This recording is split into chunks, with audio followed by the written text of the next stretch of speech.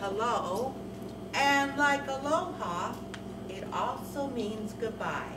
So when I finish up this evening, you may go klahauya, harvest moon. Now klahauya is what we call the Chinook jargon, but what I like to share, not many people realize, but the tribes here in the Pacific Northwest had their own language. The Quinaults had their language, the Chehalis had their language, the Skokomish had their language.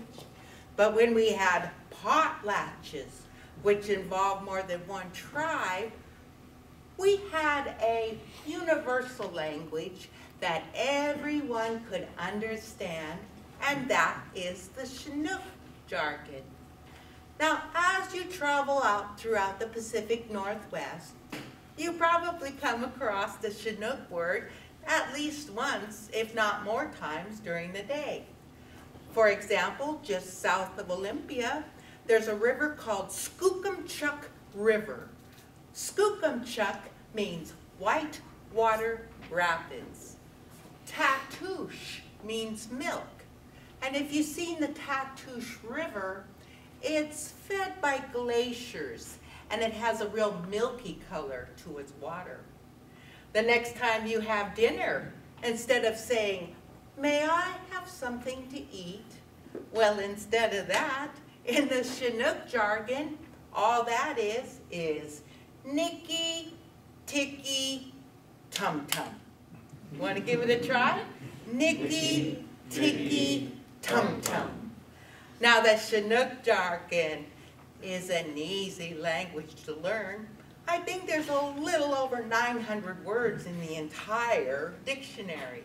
For something that has a horrible smell or a horrible stench, the word for that, all it is that's it. So if somebody takes off their shoes and their feet stink, all you gotta do is Now, my name, Harvest Moon. Like most babies, I decided to come into this world during the middle of the night. But it happened to be a night when there was a full moon. So my great-grandfather knew that my name would be with the moon.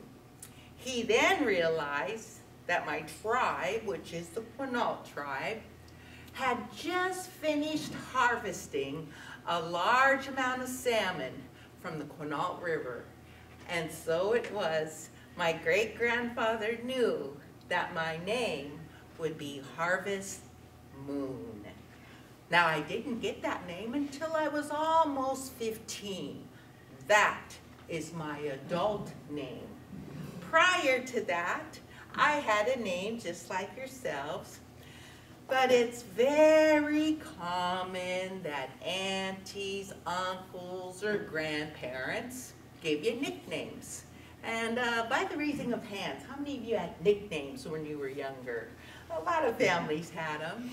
Since my big brother's not here, his nickname was Poopsie.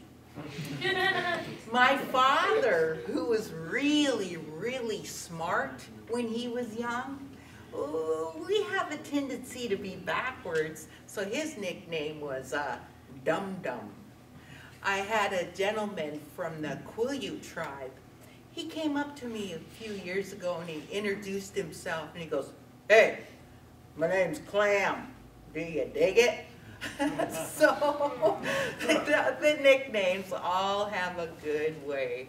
When I did share with my brother, who lives in Albuquerque of all places, when I shared with him, I go, "Hey, I tell everybody your nickname?" He says, "Hey, hey, hey, hey. If you're telling everybody my nickname is Poopsie, well then you gotta tell them your nickname." So my nickname was Baby Bullhead. But before I get a little bit into some sharing of legends, I like to kind of share kind of the daily resume of the longhouses long ago.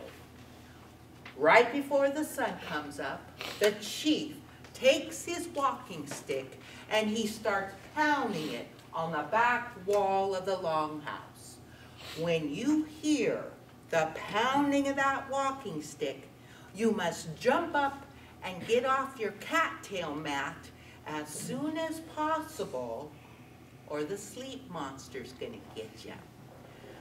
Now, the sleep monster's caught me a few times, but he is so sneaky that to this day, I have not yet caught a glimpse to describe to you what he looks like. But for a modern day parable, it's why people have snooze alarms on their alarm clocks. In other words, if you wake up, but you fall back to sleep, that means the sleep monster's caught you, and for the rest of the day, you be called lazy head or lazy bones for having to fall asleep. Now the men and the boys, they would go down to the bay or the ocean for their bath. Us women and girls, we like to keep our skin nice and soft, so we would either bathe in the river or lakes.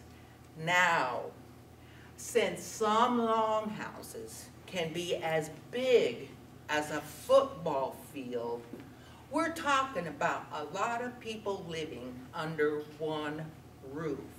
So when it came time for the meal, you would take turns. The first group of people to eat are the elders, the grandmothers and the grandfathers. The second group of people to eat are the men and the fathers. Last but not least, the women and the children are the last ones to eat. Now, if you've ever been around a 2 or 3-year-old, when they get hungry, they can make a lot of noise. So let's say, for example, if the father is eating at the time, it would be very appropriate for that father to pass back a couple of pieces of salmon or a couple of handfuls of huckleberries just to hold them over until it's their turn to eat. Now, because you live here in the Pacific Northwest, and if you were to be a Native American, you would be considered the richest Native Americans in the United States. Now, I'm not talking about the paper with the big heads on it. No. We're rich because we had an abundant amount of food available to us all year round. We didn't eat buffalo breakfast, lunch, and different. Oh no, we had 5 different kinds of salmon, halibut, cod, shrimp, oysters, steamer clams, deer, elk, bear, 35 different kinds of edible berries in a very temperate, mild rainforest. So when it came to the meal, we had an abundant amount of food. Now, when you arrived to the meal, you would place yourself into a circle. In that circle, there are baskets that are woven so tight that they would be able to hold water. Now, the first basket that's passed around is used to wash your hands. Then there's a soft cedar towel that's used to dry your hands. And then there's a second basket of water. The second basket of water is used for drinking.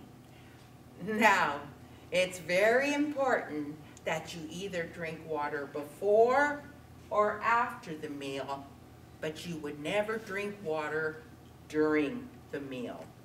Because what you're telling the cook is you're telling the cook that, oh, gross, your food tastes so bad that I have to wash it down with water, and it's a pretty good chance you're going to have to prepare the next meal.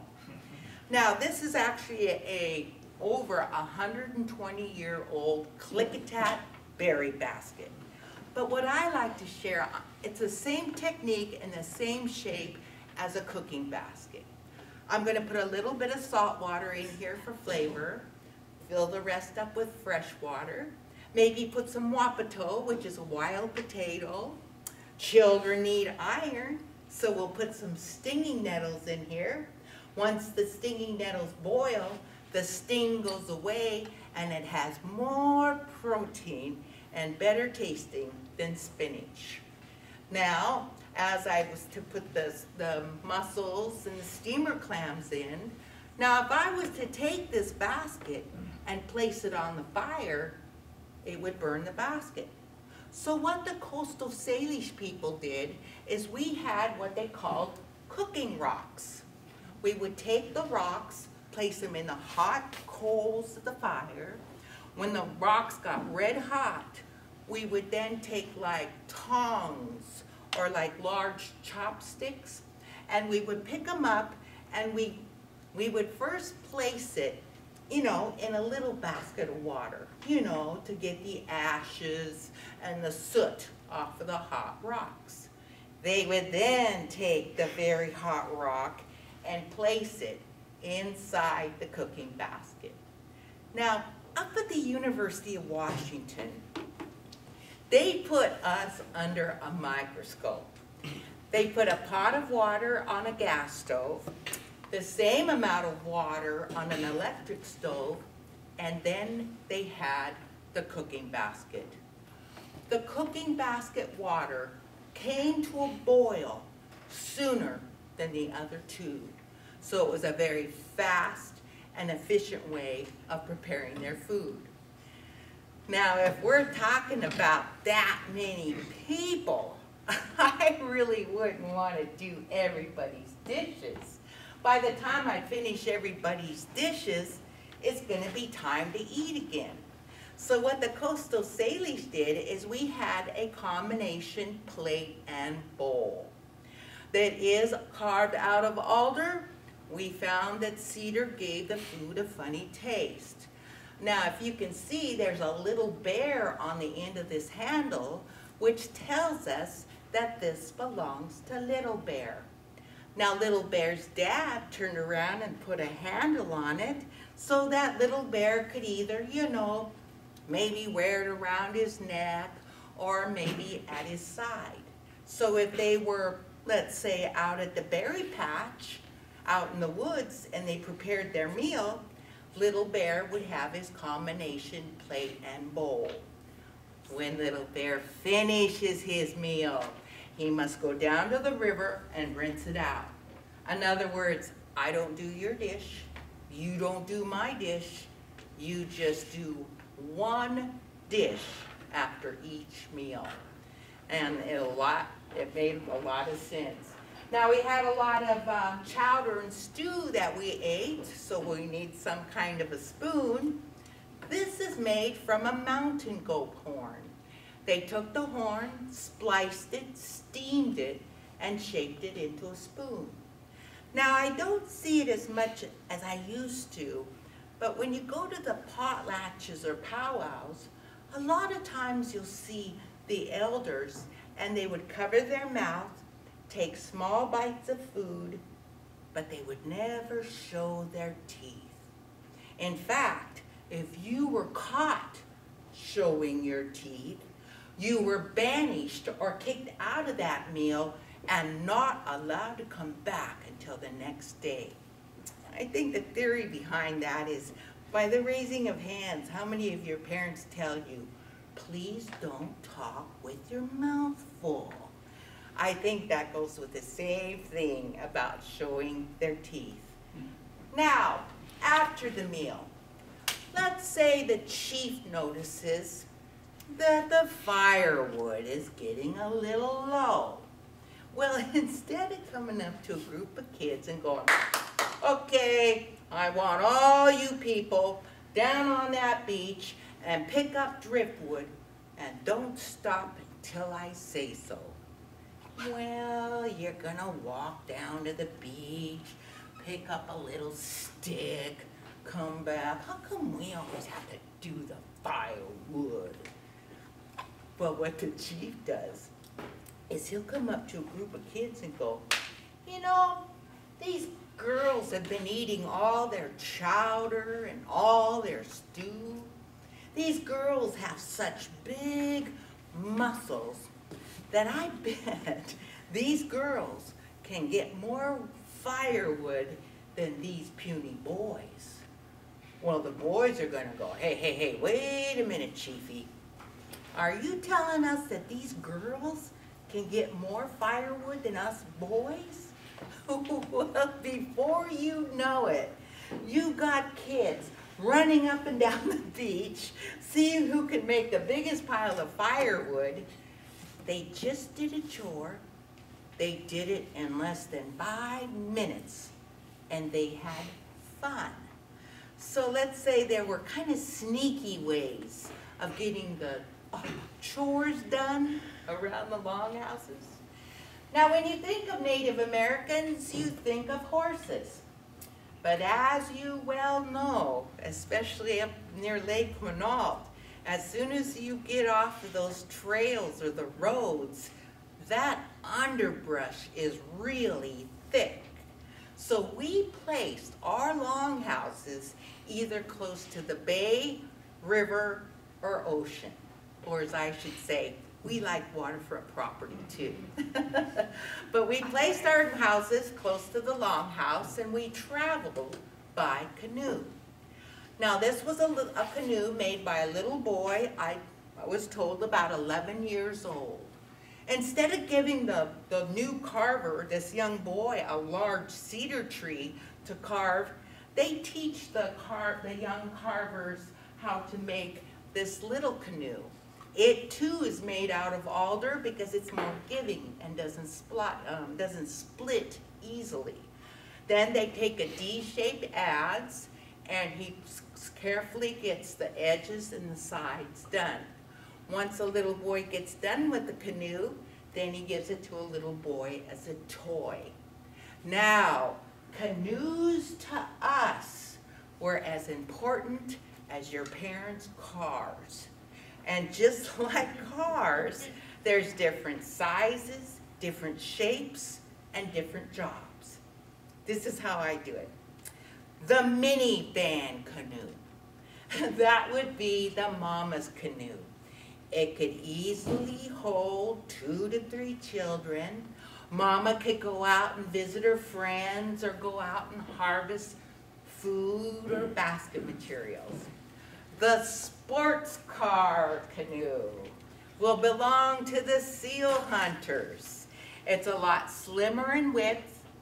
It goes through the water real fast and it's very, very quiet. Now the seal hunters, they're what we call the graveyard workers. They sleep during the day and they go out at night. Now the seal hunters, they can't stop at Chief Joseph's Longhouse and order a double latte. They can't go to AM PM and get a bottle of Jolt, you know, to keep them awake. But what they did is they would go out into the woods and they would pick a beautiful bouquet of stinging nettles. They then take the stinging nettles and they literally hit every part of their body, including their tongue. I think I'd be awake most of the night if I had stinging nettles all over my body. Can you imagine driving up instead of a drive-through espresso? Here, give me some nettles. Now, the next canoe is a combination of a stretched limousine and a bus. And that is the potlatch canoe. The potlatch canoe is highly carved and decorated in the front. It can hold up to 25 to 30 people in one canoe. It was only used from the tribe to the tribe that's having the potlatch. Now here's the giggle part. The person in the back of the canoe is the one that steers and navigates the potlatch canoe. Now, I always assumed it was a prestigious chief or maybe a whale hunter or a seal hunter. It was a grandma. It was an elderly woman that navigated and steered the potlatch canoe. I kind of safely said she'd probably stop and get directions, right? Now, traveling by canoe. I really wouldn't want to be out in the middle of the bay or the ocean if there's a big windstorm or a big rainstorm.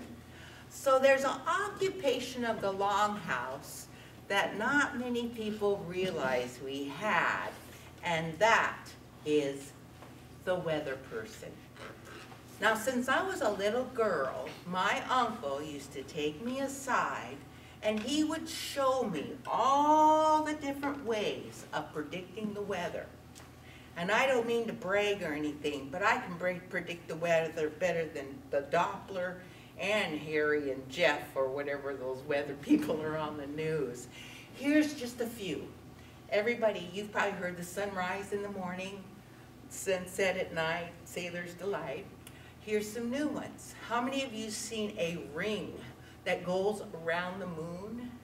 The next time you see a ring that goes around the moon, count the stars that are inside the ring. If you can count 2 stars, but you can barely count a 3rd star, you can bet in 3 days it's going to snow. If there's only 1 star in the ring, then it's going to snow in 1 day. If there's no star in the ring, no snow. The woolly bears, I just saw one the other day. Those cute little brown and orange caterpillars. If the orange band of the woolly bear is real wide, it's going to be a warm winter. If the band of the woolly bear is really skinny, then it's going to be a cold winter. Mount Rainier, or any mountain, when you see a cloud cap sitting on top of the mountain, like it's a hat sitting on top, the next time you see a cloud cap sitting on top of the mountain, you can bet that it's going to rain in 24 hours. When the elk hunters come back from elk hunting, you'll probably see the weather person feeling the thickness of the elk hide.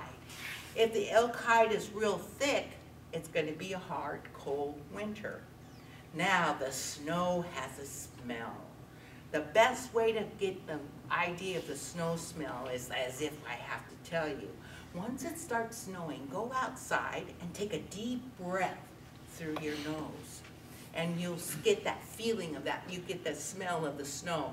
Another way of the snow is sticking your head in the freezer. But the snow smell comes 24 hours before it snows. I did it a number of years ago.